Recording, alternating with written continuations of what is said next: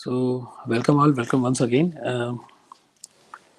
I got the feedback that I'm audible, but just for sake of completeness, can anybody please write yes that I'm audible?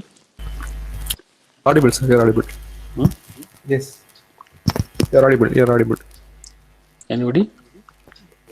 Yes, thank you. Thank you, Tushar. So, welcome to the session 2. Welcome to the session 2 of the introduction to the neural network. And in this particular session, we are going to talk about the multi-layer perceptron. So, we have in the previous session, we have seen that what is the perceptron and what is the philosophy, how to find out the right parameter, all these things we have done. In this session, we are going to talk about that how can we combine these perceptron and what is the meaning of combining that, what kind of different problem that we were actually not able to solve there and we can solve now. So let us start our discussion. So neural network is something, this kind of a structure where there are some layers and you will be asking that why is the layer, but let us first understand that what do I mean by the layer. So this is the input layer. This is the first thing where whatever input is going to be given to you, it is nothing. There is no processing or happening over there, but it's a kind of something is being provided to you, is available at this particular place. So you can say that this is x1, this is x2, this is x3. These are the things that are available to me, and then comes the next layer, and the layers mean nothing more than this, that I'm going to put few perceptrons over here, and I'm going to put few perceptrons over here, and previously let's assume that there were two perceptrons. So what is going to happen that every perceptron into the next layer is going to be connected with all the perceptron into the previous layer. So this is what the general architecture is. So if I increase one more, so how many connections I need to add? Let's assume that here and one number of things are there. And if I increase one more over here, so how many more weights I need to add? Can anybody tell?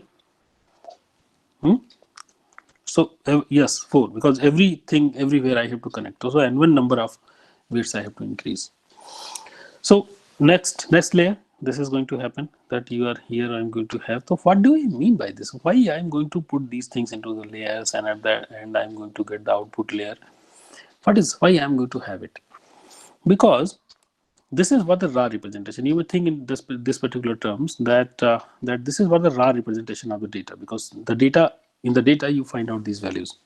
Okay, then you connect it over here and you find out some kind of linear decision boundary. You are actually finding out some kind of features on that, and the next layer, features are features. You are combining in those features in such a way so that more meaningful abstract thing can be taken out. So multiple layers are going to represent it into this way. The first thing that I told you, that why multiple layers, so that I can make hierarchy of features, and so that better features, because from the raw data, how can you find out any kind of understanding? You combine the various things that you are actually getting, and by this you get the better and better representations. Next thing you may ask that, sir, if there is a node, if there is a perceptron over here, why it is only connected with these things, and its output is connected here into both the things? Why it is only connected to this? It would be nice that how many of you think that it would be nice that if I connect them here also? Can anybody think that it is going to be better architecture? Yes, definitely more, because you think in this way that you are actually going to have going to give the more power over here. Make sense? If you are here, there is some other layer, you connect this thing to here, connect this thing to here. These things are also possible. Make sense? These things are also possible, but we avoid these things. Why we avoid these things? Because you ultimately you have to find out the parameters, and finding out these parameters would become very difficult for you. Why? Because you only know that what should be the output and what should be the input. In between things you don't know. Since you don't know about in between thing, then finding out that what should be the right change into these parameters is going to be very difficult. Make sense? So somebody is telling that output is propagated from the layer 1 to 2. I don't know that what is propagation, etc., because we have not discussed on that. So here my point is only this, that I have to find out the weights, and finding out the weights with these kind of complex thing becomes very difficult. However, this also is not very simple. It has sufficiently complex, but still I am restricting something that you cannot connect this thing with the previous one. Okay, this simplifies the things, and therefore the overall models becomes trainable. Okay, one thing for sure, that's why we are going to do like that. So you can combine in multiple way, and maybe if you try to see that there are other network architectures such as ResNet and other, that those are the new architecture where they actually allow that you can connect these things over here. Okay, but finding out in the right parameter when these kind of connections are there needs very high expertise. So most of the time it is not available. So we generally into the neural network setting we actually avoid this, and for this particular discussion, today's topic, we are going to avoid this. Maybe tomorrow when Dr. Aditya would come, you can ask those things, that what is the advantage and those things for that. Make sense? Any questions you have? Yeah, Jasila has actually explained me that it means that we are going to transfer. Though I just wanted to tell that the terminology of this transferring and propagation, etc., we have not discussed. So let's avoid this, so that the people who are new, they should also be able to understand that, and that is not needed at this particular point. Everybody understand this? Till now, I want to tell you only one thing. What?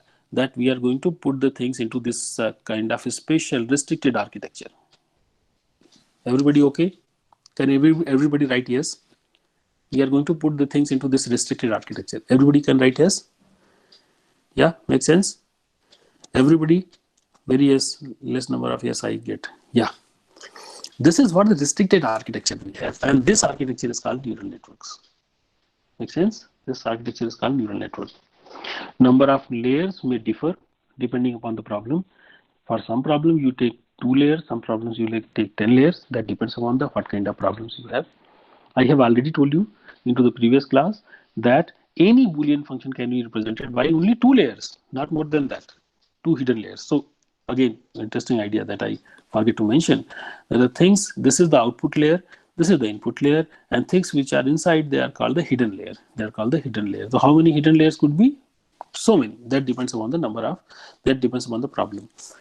And in one layer, how many neurons? Here you can see that 4. It may be possible here 3 you can put, here you can put 20. That also depends upon the kind of problem that you have and what kind of insights you have with the problem. Number of nodes can also differ. Okay. So, and we have seen this, that the 2-layer deep is enough to give any kind of Boolean function. Any questions on this particular slide? Make sense? Should I go ahead? Yeah. Make sense? Yes. Okay.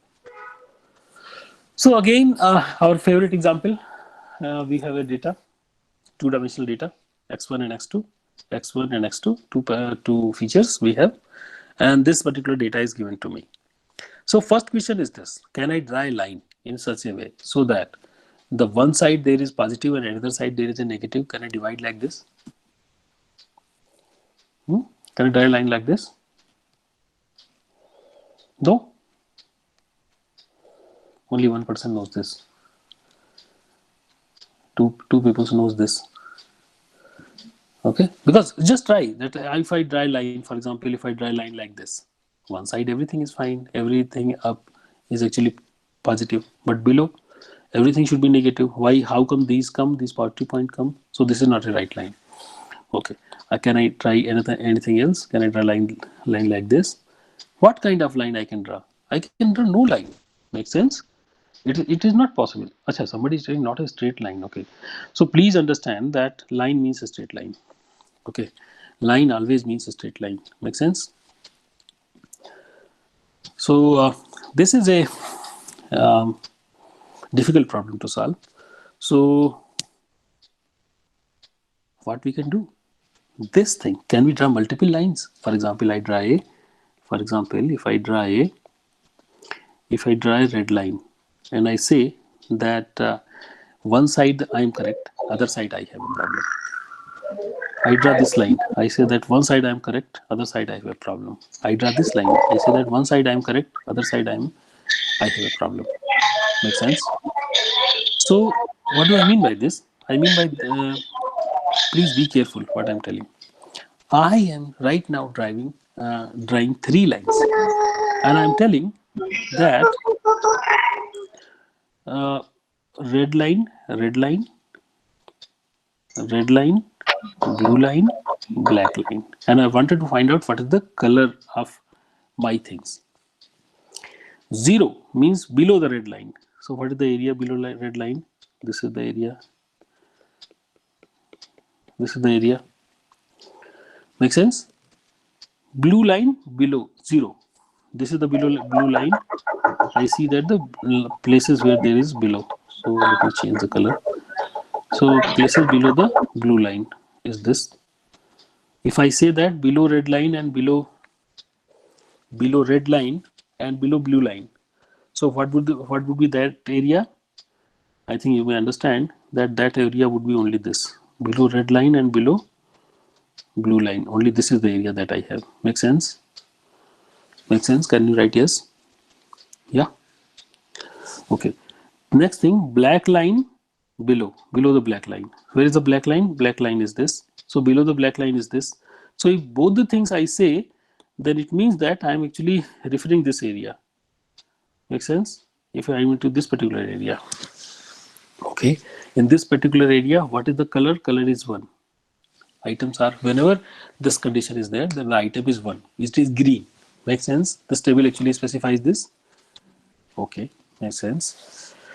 So if you understand this, let me again go and try to find out the second line. Try to investigate to the second line. Second line says that red line below red line, blue line below blue line, but the black line above. So I think this is the area. This is the area. And here, what is the color? Color is 0. Make sense? 0 means next category, red. Okay. So this makes sense. So similarly, I can find out other things. For example, when below the red line, above the blue line. Okay. Below the red line, above the blue line. So I think this is the area. This is the area. Okay. And this is the, for black line, it is below. So I think this would only be, this area would be here. I think this area would be here. Am I right? This is the area. I'm talking about this area. What is the color you can write over here? Similarly, there could be some wrong combinations also, which are actually not possible. But by this, you can find out that what is the right color. Right now, very important thing that I wanted to tell you is this, that multiple straight lines can be drawn. And by utilizing them, you can devise a strategy. This strategy can give you that what is the right color for that particular item. Make sense? Is this fine? Is this fine? Yes. Now tell me that this is the line and this is the AND gate. This is AND gate. This is the AND gate. Make sense? AND gate logic. So what you can do? You can design like this, that two parameters x1 and x2 are actually fed. And then on that, you are going to have 3 perceptron, because every perceptron is going to find out whether the item is below the red line, below the green line, below the blue line, and below the black line. So 3 perceptron. Why I put the 3 perceptron? Because I need 3 reasons. Make sense? And then there is a logic that combines that if this and this and this, then what should be the output? Okay. And since there is only one place, so it is only AND gate if everything is, because I can find out the negation of this particular item, and then I can find out the negation of red line, negation of blue line, and I think black line is fine. Then only this place it would be 1 1 1, and then here it would become, I can reverse the whatever output there it is. So I can find out the equivalent representation where this line is 1 and all other lines are actually 0. Make sense? And use those kind of thing to find out the right thing. Let me tell you that you know that maybe very interesting is example. Let's assume that in your class there is a student A and B. Student A gives a correct answer to all the questions, and student B gives wrong answer to all the questions. Okay, wrong answer to all the questions. So when in the class, when the A is not coming, if A is absent, then you can utilize B to find out the right answer of all the questions. You just ask the question from him. Whatever he is telling you, reply the reverse of that. Make sense? So this kind of small changes over here would make you possible that you initially you put three neurons over here, three perceptrons over here, then one perceptron over here, and then at the end you take the output of this thing as an output. Make sense? Yes. Okay. So and means intersection. Everybody knows this. Yeah. Okay. So anything else you want to ask over here? Any problems over here? That if the data is in this, let me summarize what I told you. That if the data is of this kind, if data is of this kind, then this kind of network architecture would be fine for you. It would be able to find out the right parameters so that 100% correct output could be provided for the items which are there. Make sense? Can anybody write yes?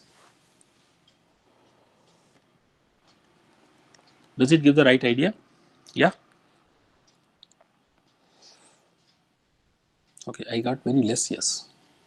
I need some more to continue. No. 85 peoples. What is the +1 in the layer? Yeah. Please repeat. Okay. It's going complicated, sir. So less yes. Okay. No, it's not getting complicated. No, don't think like that. It is anyway complicated. Let me tell you, very very simple. The question was this: that this data was not linearly separable. Everybody can write yes. Yeah. Now can I get so many yes? Yeah. This data is not linearly separable. But if I draw a line, if I draw a straight line, because I have perceptron are only straight line. If I draw these three straight lines, I can devise a strategy by just looking on this particular table. I can tell that whether item is positive or negative. Can you write now yes? So two things. Because this understanding I have, that's why I have said that 3 neuron would be here, 3 perceptron would be here. And then since there is one table, I say that there would be an AND gate over here. If there would be multiple things, I can find out that how many things are needed over there. So we can devise this kind of network architecture. I think this should be clear. This should not be tough. That then using this kind of logic, if I understand the data, look, these are the hyperparameters. Means how many input layer are there in each layer, how many perceptrons are there. These things are hyperparameter, and you have to come up with this. System would not come up with these values. So if you have the understanding of your data, then you can devise this kind of network architecture. And if you can devise this kind of network architecture, finding out right parameter, we have seen that. For individual item, we have find out. So we can build a system for that, and this system would be correctly classifying. The point is, once again, what is the point? Point was that the data which was right now we have seen was not linearly separable, but even then using this neural network, we can find out a architecture that can perfectly classify those things. Okay. How AND gate is the confusion. Okay. AND gate this. So okay. Question is this, that I told you that there is a 3 students in the class A, B, and C. Okay, and C is an average boy. He don't know any answer. He want to answer the questions asked by the teacher, and he knows that for every question that the teacher asks, A gives the right answer and B gives the wrong answer for all the questions that he asks, and C want to give the answer of the questions asked by the faculty. Okay, and in one day when A was not present, how to do that? The answer is that C would ask from the B that this question was asked by the sir, what is the answer? He tell yes. The C would answer as no. Make sense? I can reverse the answer. So whatever is there, I can reverse it 0, 1, 0, 0, 0, 0, 0, 0 without any problem, because it is just like changing the parameter, multiplying with all the things with the -1, and then plus becomes minus, minus becomes plus. Make sense technically? And then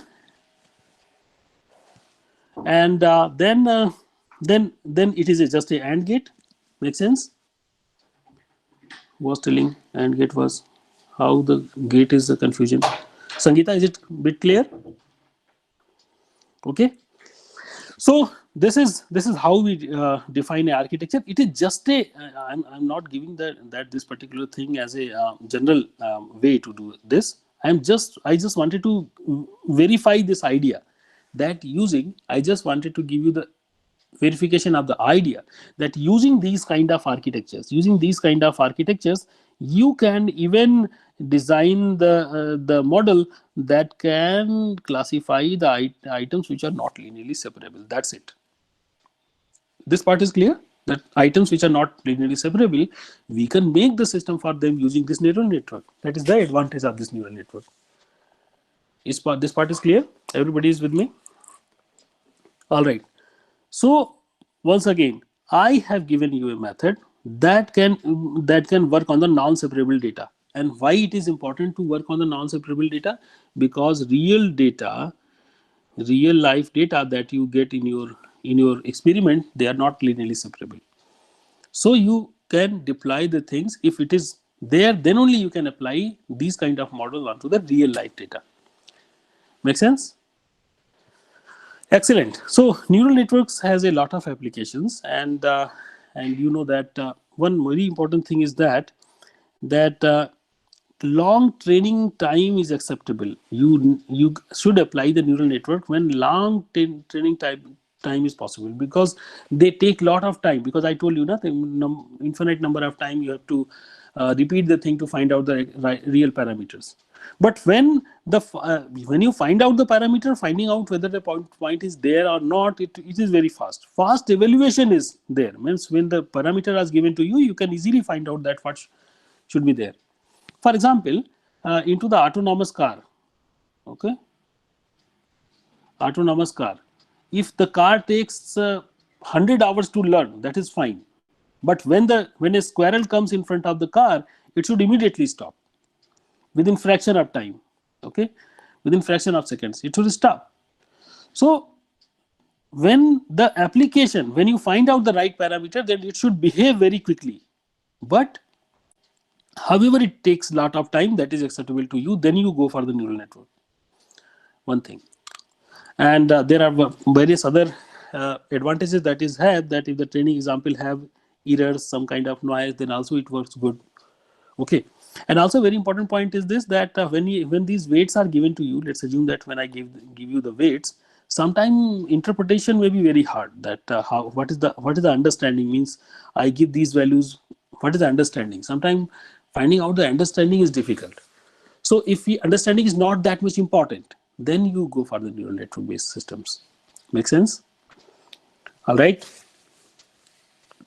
So now a small mathematical slide that is not very difficult to understand, and you also need not to try to go very deep into this particular slide. There is a very simple slide that actually talks about that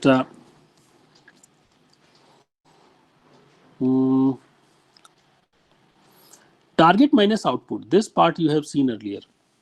Okay, what is the target minus output? You understood that target, what is the value that I wanted, and what is my network is going to give you. So earlier we were thinking that my network is also going to output me as a +1 and -1. Okay, what was the network architecture? That you are using x1, x2, these things, and there were weight W1, W2. You find out what is the summation of Wi, xi, and you summation, and then you apply a thresholding on this. If the threshold, if the item summation is actually less than 0, then you say -1, otherwise you say +1. This is clear to you. I am telling that one problem that into the previous session we have actually highlighted is this, that when you use those kind of training, number of error is actually sometime reducing, sometime increasing, and this kind of behavior you are going to get. So you don't know where to stop. Okay, because till now this was the minimum, but after some time this would be the minimum, after some time this may be the new minimum. You don't know that when to stop.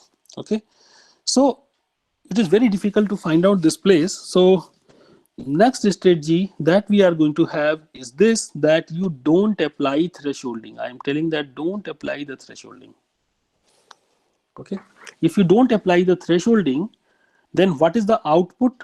What is the output? Whatever output is going to be given to you is actually the summation of these numbers. The summation is actually going to be the output, and we are expecting that the output that is using from this mathematical equation should be +1 for the positive item and -1 for the negative item.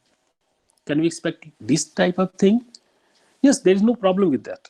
We can also expect the same thing, that this kind of output should be given to me. If this kind of output is given to me, then what is the difference between what is the difference into the expected output that I'm going to have? Once again, let me tell you that this was the this was the perceptron that was given to me, and the summation, whatever the value is going to come over here, is actually I'm going to give you that output. My output is going to be the multiplication of the weights with the x that is going to be given to me.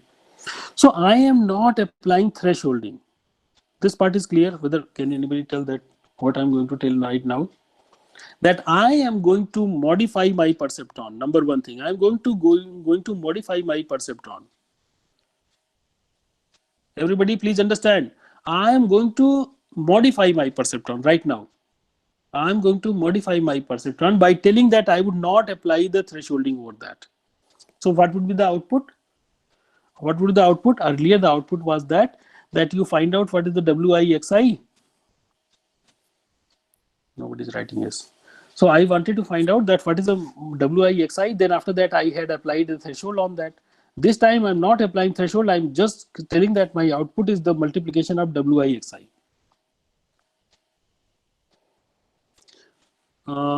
Everybody please, if you don't understand, I can repeat it once again. Yeah, should I repeat it? Say yes or no. Not clear, please repeat. Okay. So I need yes from your side. Please understand, I have a perceptron. Everybody understand what is the perceptron? That there is x, there are x1, x2, x3 dot dot, and there are weights W1, W2, W3. So I find out the multiplication of these weights and summation. Is it clear? And then I apply a threshold. Is it clear? So everybody please write yes. This part is clear. This is what we have done into the previous lesson. Yeah. Okay. If you understand this, then I am going to tell you this thing. I am going to tell you this thing, that I am going to modify this perceptron. I am going to modify this perceptron. This is also clear. What is the modification? That I am not going to apply this threshold. So W1x1 plus W2x2 plus W3x3 plus dot dot dot. This would be the output. Is it clear? Yes, this part is clear. There is a question that misclassification comes if we don't apply threshold. Okay, so again here the misclassification would come that for the positive item this equation should give me the +1. For the negative item this equation should give me the -1. Give me the right parameter in such a way. Very difficult to find out, but I am telling that give me the parameter in this way. This is what the modification I have done. Make sense? So what would be the error? Let's assume the item was positive and you are going to give me some output. So one more thing that I wanted to tell you here, that these xi's I can write as a vector, that x vector, and these w's I can also write as a vector w. Okay, so when I write w cross x, w dot x, it's a dot product, and you know that dot product is a term by term multiplication of the items. So that's why here it is written like this. So try to understand this particular thing, that what is this? This is nothing more than this, that term by term multiplication of the item. This is clear? Can anybody tell that this is clear? Here I have removed the thresholding. Make sense? So this is the output given by my system. What is the output I expect? I expect, let's assume that this is what the target output is. It is a positive and negative. Make sense? So what is the difference? What is the difference? How far I am from the expected one? If I want to find out how far I am from the expected output, I can take the difference of these two things. And difference could be positive and negative also. So since I want to find out the difference, so either I can simply apply a square on that. I can apply a square on that, and this is the sum of a square. It means on this particular table, where there was red and green, etc. Red means -1, green is +1. So I see that, for example, for this particular thing, my output was 15. For this, my output was -5. This output. I see what is the difference between those two values and find out the square of that. And now this term I'm going to call as an error, that this is what the error is that I have, and now I want to find out this error to be smaller. When this error would be smaller? In what case this error would be smaller? This error would be smaller if the value that I get my system is producing is the same as the value that is expected to be output. This part is clear? I have done this small modification only. Forget about everything else. Just understand that I have done a modification, and using this kind of modification, I can define a new kind of errors, and actually I want to minimize this error. My task would be to minimize this kind of error. My task would be to minimize this kind of error. Make sense? I want to minimize this value. Yeah, clear? Okay, great. So nothing more than this. So this is the last mathematics that we are going to encounter in today's session. This is the last mathematics that I wanted to tell you. So everybody understand this part, that I am going to talk about a different kind of perceptron that is unthresholded. So if I take the unthresholded one, then I would be going to get this value to tell that how bad I am, how bad my parameters are. So if there is a misclassified example, I have to change the W's in such a way so that this value actually reduces. Make sense?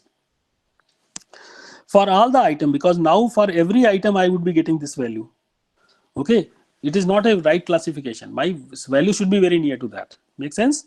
So for all the values into my database, I have to find out that what is the target minus output, and this value that is going to be given to me error, that should be minimized. Make sense?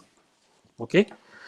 So into the 12th class mathematics, people talk about that if you have a function and if you want to minimize it, so there is a method called derivative. If you can find out the derivative of this particular quantity, if you want to minimize this quantity, so you have to find out what is the derivative of this quantity, and you actually go into the reverse direction of the derivatives, so that then this value would be minimized. If you want to minimize this thing, what would happen? That you want to find out the derivative of this quantity.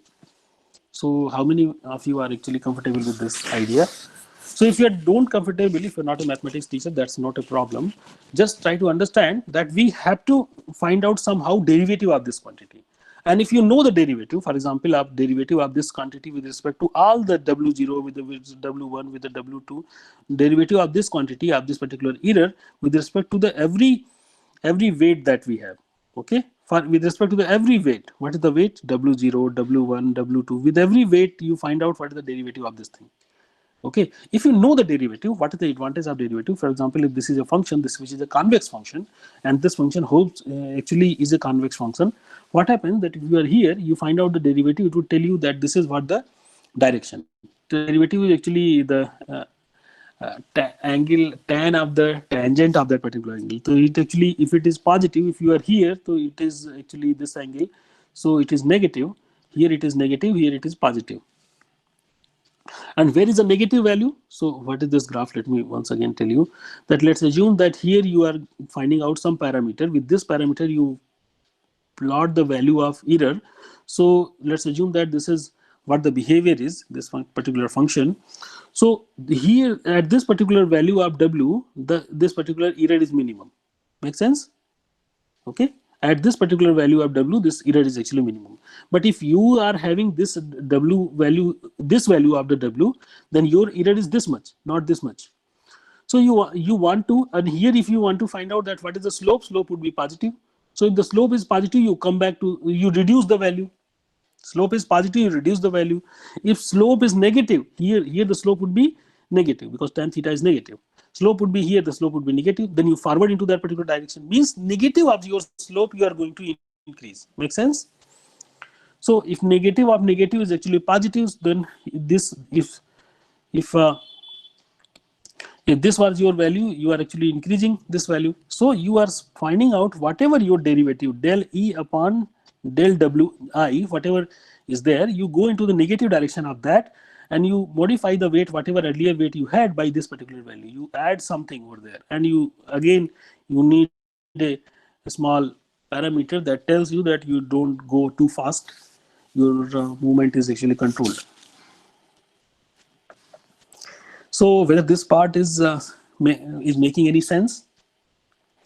Okay, whether this part is making any sense? This part is making any sense? Okay. So why we have? You may be asking, sir, why we have? You may ask these questions that, sir, why we have created this equation? Why we have used this function? Number one thing. Number one question: why we have used this square error function? The answer is because this function is a convex function. Okay. What is the importance of the convex function? Importance of the convex function is this, that it looks like this, and therefore there is a specific point on which the value is going to be minimum. Make sense? How to find out that point? So if let's assume that you are having this value, this is you want this value, but you are having this value. If you are having this value, then you find out what is the derivative. Derivative is negative. So negative of that derivative, if you find out negative of derivative, if you add into the weight, what would happen? Negative of derivative means you are actually adding positive quantity. So your value would become this. Instead of this, you become this. This part is clear. Can anybody write yes, please? Yeah. Can anybody write yes? Okay. If you are having this weight, if you are having this value, okay, so you see that what is the derivative? Derivative is positive. So you say that minus of derivative and you add to the your value. So your value would reduce. You are going to come over this place. So this is the importance of negative or derivative. So you are reaching toward the point which is this, that is our point of interest. This is the point. If you somehow find out this value, you are done. So this is the point where the minimum value is there. This is the point where minimum value is there. You want to find out what should be the value of W that minimizes this expression. So you got a method. What is that method? The method is this, that you find out the derivative of this particular expression with respect to the W, and then you modify these W's using add this derivative with some step size modifier, and then you add this thing over here, and at the end whatever value you are going to have, you are going to reduce this value. So this time what is going to happen? And if you want to find out the derivative term, as I told you that I have just written that what is you find out the derivative, and if you want to find out the derivative, I think I will not go into that much calculus, but you by yourself can step that DE for a particular Wi, the value comes out to be this. So I'm not going to into much detail on this particular thing, but let's assume that you can find out that what is the derivative of this particular function. Make sense? So again, somebody is asking about the eta. Eta is just for that step size. That my step size should be small. Okay, finding the point where the slope is nearing zero. Yes, actually, global minima. Yeah, we want to find out that whether we would be reached to that point may not be true, but actually we want to minimize. This gives us a method by which we can reduce this quantity. If this quantity is reduced, that means those parameters are better. So what is the overall effect of this thing is this, that what was happening, that if you plot the value of E, so initially the E would be this, and after that the E is actually going to reduce as you are changing the things. With every iteration, this value is going to reduce. Make sense? So believe on me that everything, this value is going to reduce. We are not talking about the global minima. We are just talking about the minima. Make sense? That you can minimize. Make sense? So, so what I wanted to point out over here, that your error is reducing continuously. So where should you stop? This depends upon you, but how much time has passed, because as you invest more time, your accuracy is going to be better. So you should stop at some particular time. Those methods we would see later. But now we got a very interesting thing, that if you remove the thresholding, once again, I want to repeat, everybody please try to see what I'm telling. I am telling this, that if you use error function in this error function, then your error would continuously decrease. Your error would continuously decrease. Number one, your error would continuously decrease. So the earlier what was problem, where to stop, this was a big problem. Now you know that where to stop, because after some time you stop, you know that this is what the minimum you have. If you don't have the time, uh, you stop at that particular thing and find out that you tell that these are the parameter that I got best. And for example, sometime it may be also happening that earlier it was going very slow, very fast, then the error is reducing very less. Then you see that into the first 10 minutes I got this much improvement, next 10 minutes I got only this much improvement. For example, this much improvement, this is a very small, so you say that no, I would not continue, I would stop at this particular place. And this method is sometimes called the elbow method. That tells that you see that here the things are very fast, here the things are very slow. So it looks like that there is a point where things become slow. So you may stop at this particular moment. Somehow, these kind of methods you can apply. You can find out that like where to stop. So earlier, I was not able to understand that where to stop when my data is not linearly separable. So therefore, you can apply these methods to the cases where there is not linear separability is there. If your data is not linearly separable, then you can apply these kind of method and find out the right parameter. Make sense? Earlier, thresholded based method was good for the things which are actually which are linearly separable, but this method would work even for the items which are not linearly separable. Yes or no? This method would work for the items which are actually not linearly separable. Yes or no? Yes. So everybody tell me. Everybody, can you type? We got a better method for perceptron weight discovery. Everybody, are you agree? Everybody is agreeing on this. That can be applied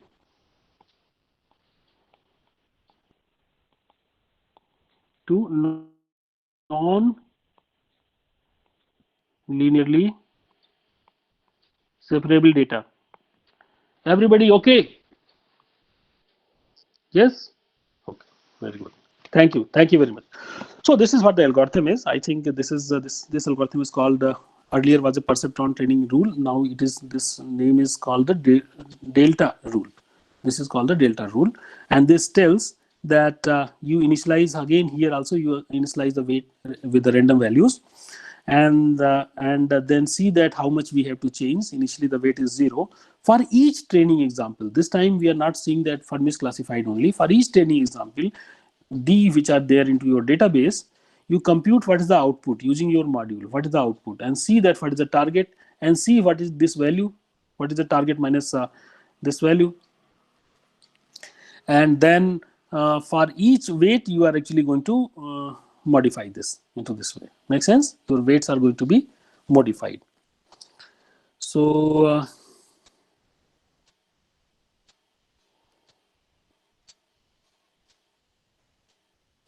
okay, so until your termination condition is not met, what is the termination condition? That sufficient error is reduced. Okay, so this algorithm is better algorithm. It converges towards the minimum error hypothesis where the error is minimized, and therefore you can find out, you can apply this even for the items or data which are actually not linearly separable. When the data is not linearly separable, you come up with a linear boundary. What does it mean? That the error that is you are going to get would be minimized. For example, if this is the data, let's assume that the red point, this is the point, and green points, for example, are here. Some green point are here also. So some red points are, I say that some red points are here also. So you can come up with various lines. For example, this line would have higher error, but this line would have lesser error. So this algorithm will lead you to find out this line. Make sense? This is a better approach. Now I want to, everybody happy at this particular moment? If you have any question, you may ask. Yeah, any questions? No questions? Okay. Now I want to spoil your understanding. Okay. Okay. By asking this particular thing. What is this? Can anybody write? It's a neural network. Okay. One hidden layer, one output layer, and one input layer. Okay.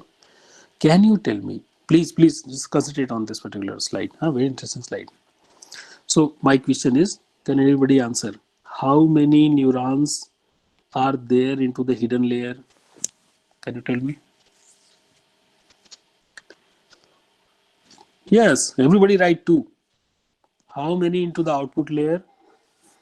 One. How many into the input layer? Two. This is the bias actually, plus one. Okay. So okay. Now come with me. Answer me. That what is the output you are going to get over here? What is the output you are going to get? Actually, let me explain for something more. That let's assume that this perceptron, these are the weights. W30, W31, W32. For this W10, W11, W12. For here W21, 20, 21, 22. Clear? Okay, these are the weights. And therefore, what is the output here? If these are the things and these are the x is the input, then what is the output? It is x transpose x. As you know that we have told you that if x is input and w is the weight, output is a w multiplied by x. Transpose is just to say that the right kind of transformation you can do to find out the values. So what is the output here? Here w2, because different weights are there, w2 multiplied by x. What is the output here? Can anybody tell?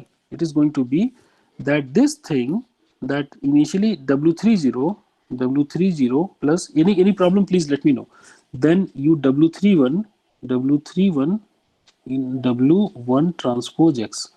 What is here? Then plus W32, this thing multiplied by this value, that is W2 transpose X. This is what the output is.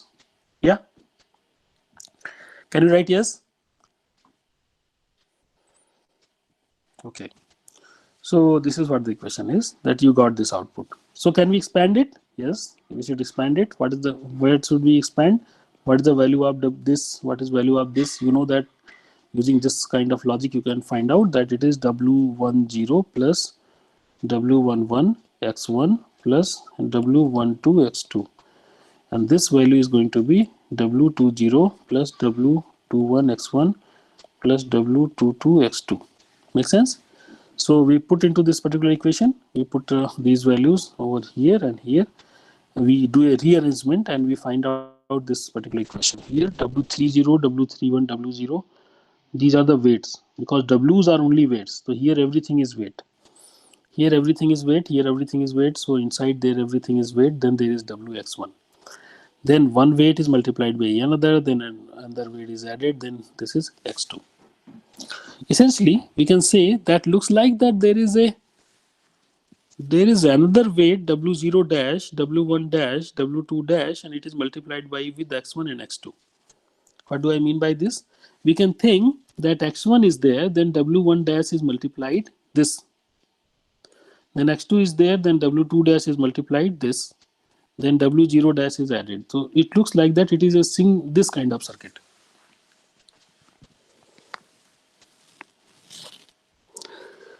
Make sense?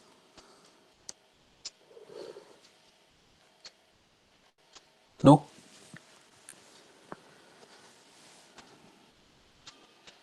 Okay. Please note what I wanted to tell. Very important thing I wanted to tell. That if, why it is happening? Because I have removed the threshold. Remove the thresholding. By removing the thresholding, I was very happy that I have devised a strategy that can tell me where to stop, find out the parameter efficiently. But actually, that strategy destroys the neural network, because if you are going to build a neural network, it becomes a single neuron. Everybody, okay? I know. I think I need more correct. Yes, more yes. If you don't understand, please ask. I have devised a threshold. I have devised a strategy by removing the thresholding so that I can find out where to stop. Very good. We are very happy. But that strategy is very good. But when in terms of for a single neuron, but when we see that in terms of the neural network, it's a very bad strategy because it destroyed uh, neural neural network circuit and gives me only single neuron over there. So bad. Make sense? Okay, biggest problem. Okay, so should we use this thresholding? Answer is no, we cannot use the thresholding in this way. So we have to have the thresholding, but thresholding has a problem. So ultimately, a very interesting idea came. Everybody understand this, that we need thresholding. So, but the thresholding was a big problem because it was going to give you only +1 and -1, and these values are very large. Can we apply something else so that instead of 0 and 1, we can find out some gradual values? That may also work for us, because here only the problem was this, that the output we were getting actually was not gradual. Sometimes it was +1, sometimes it was -1. This was the problem, and that's why we have removed the thresholding. So the next idea that came was very interesting, that it was telling that whenever you are going to get the, please see that W transpose X, you apply a activation on that. You apply a activation on that. Idea is, what is the idea? That you apply a activation on this. And what is the activation? Activation could be different kind of function, where one function could be sigmoid function, and there is a tan H function, and there is soft plus function, or the rectify linear unit. These are the function. What do I mean by this? I mean by this that, let me explain, that sigmoid of x is defined in this way. Sigmoid of x is defined is equal to 1 upon 1 plus e to the power minus x. Don't concentrate on this, how come this weird kind of function is taken, but let's assume some function is taken. So if I give you some value x, then you can provide me that what is the value of sigmoid of x. Okay, yes, makes sense. Make sense? If I provide you the value of x, you can provide me what is the value of sigmoid of x. Okay, if I provide you the value of x, you can provide me what is the value of sigmoid of x. Okay, and one thing is very important, that this, if x is continuous, the sigmoid of x is also continuous, and this is what the function is. Okay, for the 0, sigmoid of x is actually 0.5. For minus infinite it is 0, and for plus infinite it is 1. So this sigmoid is going to give you the value into the range of 0 to 1. It is going to give you the value into the 0 and 1, and your value is x is continuous, and the output is also continuous. What is the importance of this continuation, this continuous values? What is the importance of this continuous value? The importance is this, that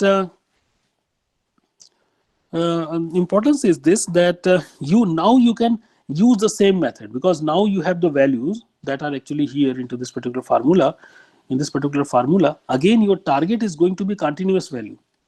So you can find out these derivatives. If you can find out these derivatives, then you can apply this method.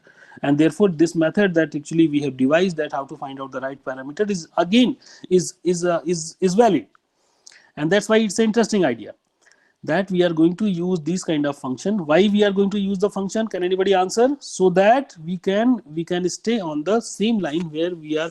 My error is continuously decreasing. Make sense?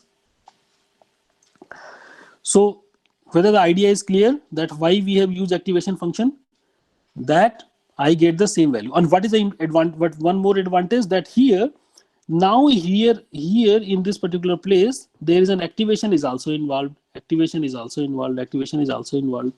So I cannot directly multiply these weights to these weights, and I cannot find out this nice looking formula over here. Now this formula would have lot of sigmoid and other things, and it becomes so complex that I cannot find out a single thing over there. So applying this kind of activation changes my perceptron to another structure, and that structure is called neuron. So what is the difference between neuron and perceptron?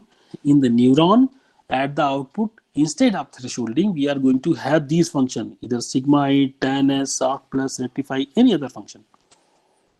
This part is clear?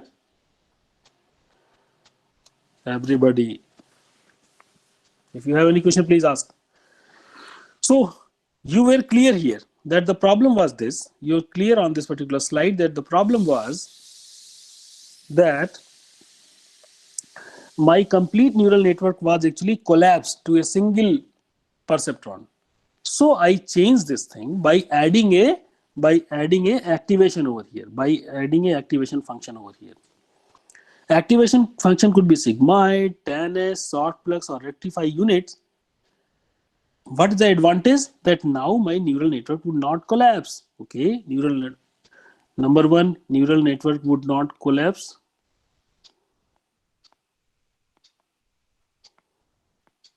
Okay, number one. Second, I know better way to stop in non-linearly separable data. Everybody can. Do you understand this fact only? So many things are there still to be talked about. Where this part is clear? Yes? Yes? Only 3-4 people are understanding this. Yeah. Maybe more, yes. Yes. Okay.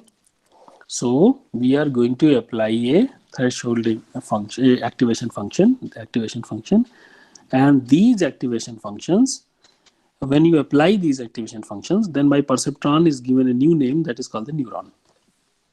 Make sense? Okay. Now, if everything is clear, then I can go to the next thing. Yeah. Everything happy? Okay. So, any questions?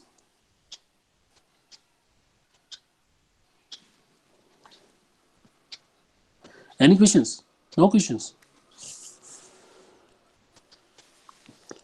Okay, great.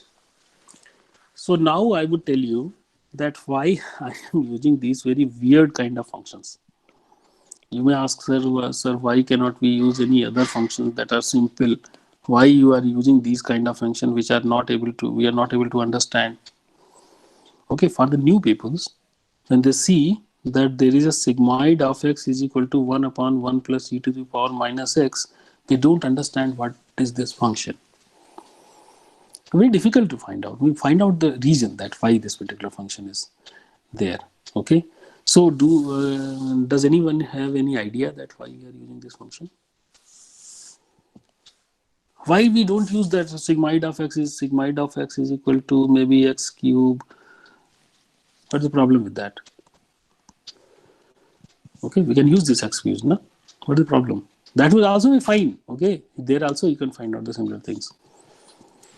Okay. Yeah. So one reason is this. One reason, the most. Do you want the answer or not? Is it a valid question? Do you think that this is a question? Yes? No? Need answer. Yes, do you want to answer that why we are using these kind of complex functions? The answer is this. That these functions actually have nice properties. Okay. One nice property is this, that the sigmoid has the minimum value of 0 and maximum value of 1. So whatever coming is going to be into the 0 and 1, and then you can interpret it as a probability. And two classes, you can say that the first class is 0 and another class is 1. You can say like this. Your data, always two class data, you can say that one class is 0. Let's say red is 0 and green is 1. You can tell this thing. And when you say that 0 and 1 into this thing, then whatever value is going to given over here, it could be treated as a probability of the item being 1. Okay, very interesting idea. Earlier you were only seeing that whether this item is red or green. Now there is a probability, and probability is good thing, because for example, if you go to the doctor and he tells you that there is a probability of 49.999% that you have the, for example, these days corona is going on. I should not use this word, but somebody, if the doctor tells that is a probability of 0.500001% that you are going to have the corona, so you come and get admitted in this particular hospital. So would you like to go there? What the hell is? Because if you apply a thresholding, just going with the 0.5001 means positive. Makes sense? And you would be very much puzzled with that. If the probability is greater than 0.95, then if somebody start the treatment, then it's fine. But if it is 0.5001, then what does it mean? 0.5001, what does it mean? So if there is a notion of the probability, then it is a better classification. Make sense? Make sense? So Jasila is asking a question. These functions are only for the binary classification. Let me tell you that from the very beginning we are talking about this classification thing, but actually the idea is that there is a line and the line separate two places. That's it. Whenever you are talking about the binary classification or any kind of classification, two class classification problem, you focus on the line. Here also in our complete discussion we are focusing on the line, the equation of the line. If we can find out the equation of the line, we are done. Make sense? So it is not the binary classification problem, as we have seen earlier that you can combine these things to find out the complex decision boundary also. But the important thing is that this kind of functions, the first thing that using the sigmoid is going to give you is this, that it is going to give you the probability. That is the most important thing. Make sense? Everybody okay? Happy? Yeah? I'm going to give you one more reason. One more reason is this, that if sigmoid is given, of the value is given to you, so most of the time, as I told you, that if you want to modify the weight, it is going to be that you find out that what is the derivative of this particular term, and then you use those derivative to go into a particular direction. So finding out derivative of sigmoid is very easy. It is just sigmoid of x multiplied by 1 minus sigmoid of x. Look, you need not to do any kind of computation. If you know that what is the sigmoid of x, immediately you find out what is the derivative at that particular point. So how to find out this? I think there's teachers who are teaching the mathematics, they would be very happy that they may have told this thing to their student in their class, that because they know this kind of expression. The intermediate teachers actually know these expressions. And one very important thing is this, that finding out the derivative is very easy, because you know that this is the derivative. You need not to find out this derivative. You know that this is the equation. Given this value, immediately you can compute. And what is the advantage? Because to change the weights, you need this derivative. And this is readily available. Very interesting idea. Make sense? Second important thing that we are advantage that we are going to use this sigmoid. The tan h function, the importance of the tan h function is this, that it gives you the output into the range of +1 and -1. So here the range is +1 to -1. So if your classes are such that two classes, one is +1 and another is -1, so instead of sigmoid you go for the tan h. Make sense? Okay. The third thing is soft plus actually is a better function that actually puts into this way, that log of 1 plus x e to the power x. So actually you know that e to the power x, then apply the log, it actually gives you x. Since you are adding 1, then something bad happens to this and some different thing comes over here. So what is the advantage of soft plus is this, that actually it is proportional to the x. So what is the proportional to the x? What happens that this function, if you see that when the value of x is large, then this time it is required to converge. So if your value is this, you see that on the softmax, this is what the derivative is very small. Here the derivative is even larger, therefore you would be learning larger. But when your value are very large, then it is going to learn very slow. Similar thing happens with the tan h. But with the soft plus, if your value is large, then your derivative is large, so quickly you would be moving to the conversion. So this is an advantage of the soft plus. It converges very fast. Then again there is a problem that because of finding out the derivative, the next best alternative is the rectify linear unit, that is called the ReLU. This is a function like this, that when value is less than 0, it is 0. Otherwise it is actually x. So if you want to find out the derivative, immediately you know that here the derivative is 1. Even you need not to do any kind of computation, very fast. So computation is even very fast here, but you cannot use it as a probability. So that's why people, for the probability at the last end, they put something softmax and other things. So you understand that next function, that is rectify linear unit, it has an advantage that its derivative is readily available. It's 1, and it is constant and a big number. So therefore learning rate is also very fast. It converges very fast. Most of the time people use ReLU into your circuits. Make sense? So this is what the story of the neuron. So you understand that in this way you find out the neuron, and then if you find out the neuron and you build multiple layers of the neural networks, then you can find out the parameter. So finding out the right parameter, there is a method called the back propagation is used over there, and back propagation is nothing more than this, that you are trying to see that what should be the right output at the output, and if it is and the difference that is there, that you want to try to propagate using the derivatives. So I will not go into that much mathematical detail, but this is what the algorithm that people talk about. They want to see that if it is a, because this particular back propagation algorithm is only for the 2-layer perceptron. So if 2 layers are there, one is the output layer and there is a hidden layer, then for the output layers, you try to see that what is the output and what is the target, see the difference, multiply with the output, and there is a delta k and delta h for the hidden units, and then you in the similar way you modify these things, and ultimately the things are going to converge and you are going to find out the values. Make sense? We will not go into the mathematical detail of this thing, but this slide is important. Okay, so till now any questions? Till now any questions? Okay, make sense? Clear? No questions?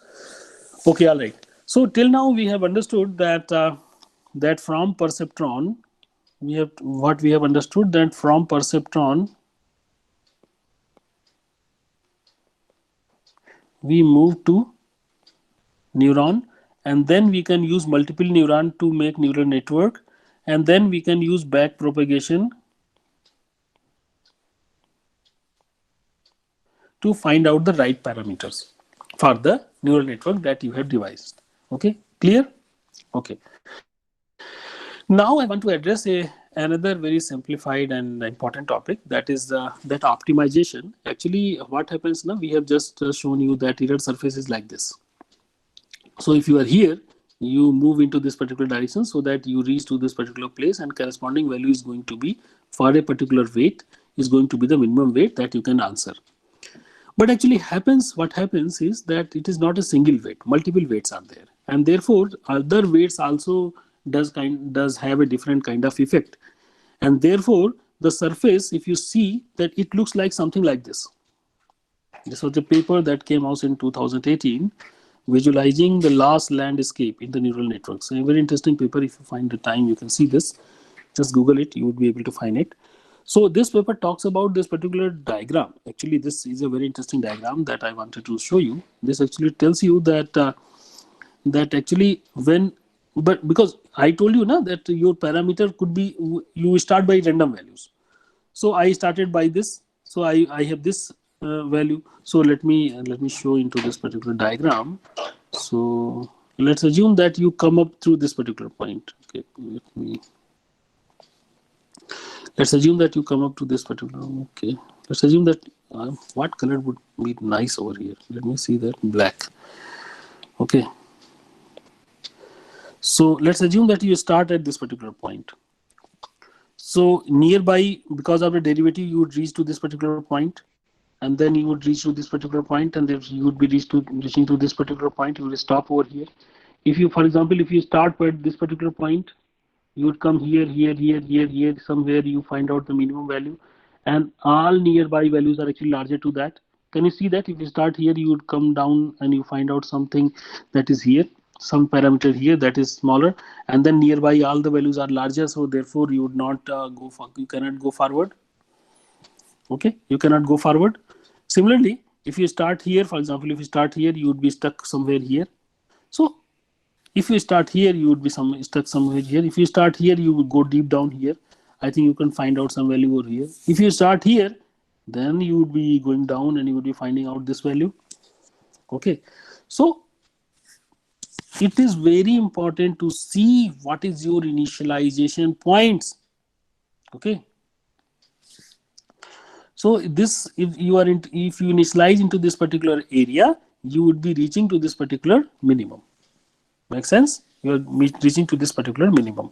If you are starting here, you may be reaching somewhere here. So you may not be able to get the global minimum. Global minimum is not guaranteed. Okay, into the back propagation, global minimum is not guaranteed. You would only expect that a local minimum. Yes, definitely, whatever value you are going to start, you would be seeing some better values, and you can stop at this particular place. This part is clear? This part is clear? Can anybody write yes? No? Can anybody write yes? Yes. So this is the important thing, that because of the mathematical things involved, what happens that you cannot find out the absolute global minimum, but you would be able to reach the local minimum. That is guaranteed, that whatever place you are going to start, you would be able to reach a minimum, and that minimum would be somewhere here. But to reach to the global minimum, you somehow have to start over here. So how can you reach over there? So only thing could be that when at the starting point you initialize at this particular moment. So it is suggested that when you are actually going to develop a neural network, you don't execute this neural network immediately. Means only once. You don't execute this neural network parameter discovery only once. You run this multiple times, and sometime you might be getting the better accuracy, sometime you lesser accuracy. That is fine for you. Make sense? So you can report if you want to get the better training, then you can report the absolute minimum one after finding out this. So let's assume that this is what the area is. If you initialize 20 times, so most probably if it is 1 by 20, if this area is 1 by 20 of the total parameter size, then definitely after 20 initialization, it is highly probable that at least you will be getting 1 point over here, and you will be reaching to the absolute minimum. Takeaway from this slide, that last landscape is complex. So finding out the absolute minimum is not that easy. Okay, finding out the absolute minimum is not guaranteed. You would be reaching to the only local minima. Global minima you may not reach. Make sense? Yeah, thank you. So now we want to understand that what is the stopping criteria. That few minutes back we have discussed, that since we have developed a method that actually continuously going to reduce the error, so you may be thinking that if you can divide this part into two parts, you can see that initially your error was actually reducing with a very fast speed like this. But after some time you see that my error is not reducing that fast. You can say that this is a point where we can stop. Okay. So ultimately what happens that as I'm telling that you should stop at this particular point, this point you should stop. So ultimately what you expect that on the training your error is actually reducing, but on the testing data your error actually increases. So this is what the another effect that actually happens. So you should it is better to stop at this particular point, and this particular thing that after if you don't stop and you keep decreasing your training error, when you stop at this particular point, then your testing error is actually very high, and this is called the overfitting. So you want to reduce the overfitting. Make sense? Okay. So this line is that continue training until the error on the training examples falls below the some predefined threshold could be a poor strategy. Why poor strategy? Because it is not considering that at what point, because it's not considering the testing thing, and the testing your error may be higher. There is an interesting question that if we reach local minima instead of the global one, then error would be there. Yes, answer is yes. And also let me tell you that even into the global minima doesn't mean that there's zero error. Try to understand this part. Local minima is the absolute minimum that is possible. Okay, that may not be zero. Okay, and also let me tell you that even without this zero, absolute this error being zero that we have just defined before few minutes, sum of square error, that is without sum of square errors being zero, you can find out the 100% classification. That is also possible. Make sense? Okay. So now we are going to talk about a training example, an example that is a coding example, and that you would see into the lab sessions. And this you can by yourself can go and search for this particular place, and you just copy this and try to see the code is available at this particular place and run by your side. I would be explaining you that what it means, that here the data is like this, and this data is called the moon data, where one category of the item is actually here, another category of the item is actually here. So they are kind of intermixed. Okay. So point is, can you draw a line? Can you draw a line to divide them? Answer is yes. Yes or no? Can you draw a line to divide them? Please tell me. Multiple peoples. Yeah. No, because it looks like that the data is not linearly separable. Okay, it's not linearly separable. If you apply a linear regression kind of thing that you have seen earlier, linear regression that is going to give you a single line, it is going to give you this line that is the best line. And in this line, you can see that these items which are actually going to be misclassified. These items are going to be misclassified. Make sense? So we propose, the paper proposed this particular site proposes that you use this kind of network. Okay, simple network where how many layers are there? Only one hidden layer there, one output layer is there, and one input layer is there. So how many neurons are here? How many neurons into the hidden layer? So with that we are going to vary. Okay, when we use 3 neurons, when you use 3 neurons, this is what the decision boundary that you get. Okay, 3 neurons, you get this decision boundary. So it is a very good thing. With the one neuron, when you have only one neuron, you get this kind of thing that is very similar to the linear regression. But when you use 2 neuron, then you got this kind of decision boundary that is better. With the 3 neuron, as we have seen that we have highlighted here, with the 3 neuron, it gives you nearly correct answer. With the 3 neurons, it gives you nearly correct answer. And if you increase, for example, if you make the 5 neurons, so you get this kind of behavior. If you increase, I think it is 4 neurons, sorry, it is 4 neurons, okay. With the 4 neurons, you get this decision boundary. With the 5 neuron, you see that even here some portion is actually being covered with 5 neuron. And if you use it to, I think, what is this number? 20 neuron. Okay, if you use 20 neurons, so with the 20 neurons, this is what the size is. This is what the decision boundary is. So you can see that this decision boundary is not that good, because it looks like that it has actually learned a lot.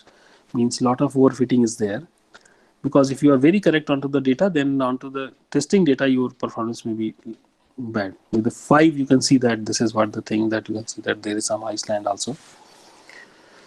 So this is what the example that I have for you.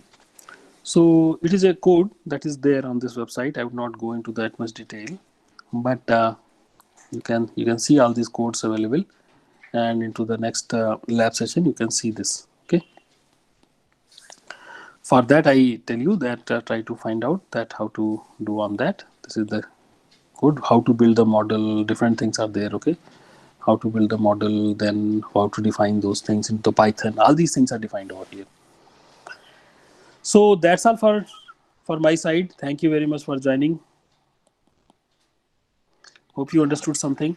In this particular session, we have covered that. From perceptron, what were the issues with the perceptron, and how it converted to the neuron, and why it was needed. What are the different functions over here? And what is their importance? And when we put them into things, how we find out that what is the right solution. Hope you enjoyed this. And I know that the time is very short and we cannot go into the much sufficient mathematical details. I'm sorry for that. But I think that in the interest of your understanding, I may be some little bit sensible, and if it is like that, I think my task is done. So if you have any questions, you have 10 minutes to ask. I'm here. Please ask the question. I have 7-8 minutes we have. Any questions you have? I'm going to switch on this thing. 1 minute.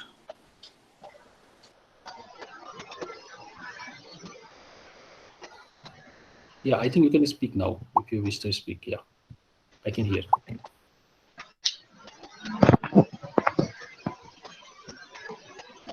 The floor is open for the question answer session. If you have any doubt, please unmute yourself and then ask the question. Sir, am I audible, sir? Yes, ma'am. Thank you. Okay. Is there any question from audience?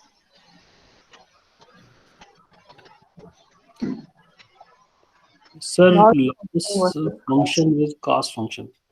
So both are similar, okay? Loss function and cost function. I have never used these words. So if you are bringing any words from outside, please try to refrain with that, because what may happen now, people who are there, we have only used the difference of the error. We have used the term error. So error is actually loss, okay? And that is cost function. Okay, thank you.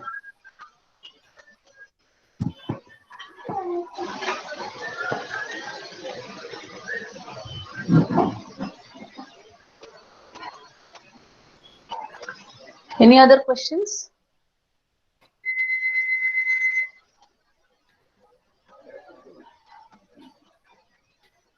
Thank you, madam. Thank you for providing me this opportunity to be in front of the students and a lot of senior faculties who are here. Yes. And give a lot of value to this. Thank you very much for providing me this opportunity. Thank you, madam. I should thank Dr. Kamlesh Tiwari for this valuable session, and then he has kindly accepted to deliver his valuable knowledge and then shared a lot of new things to us. I think it will be an initiative to pick up the artificial intelligence, those who are learning or hearing the terms very newly, because I know most of the audience hearing the very first time, but you have delivered in such a way that it is not so complex. So that is the beauty that you have covered, sir. I could see that a lot of involvement from the audience, so that you make the complex topic is so easy. So I thank you so much for that. Okay. Yes, Sir, yeah, can you stop the recording, sir? It's going to. Yes, sir. Kamlesh, sir? Yes, we'll do that. Yeah. Okay. Thank you. Okay, sir. Thank you so much. Yeah.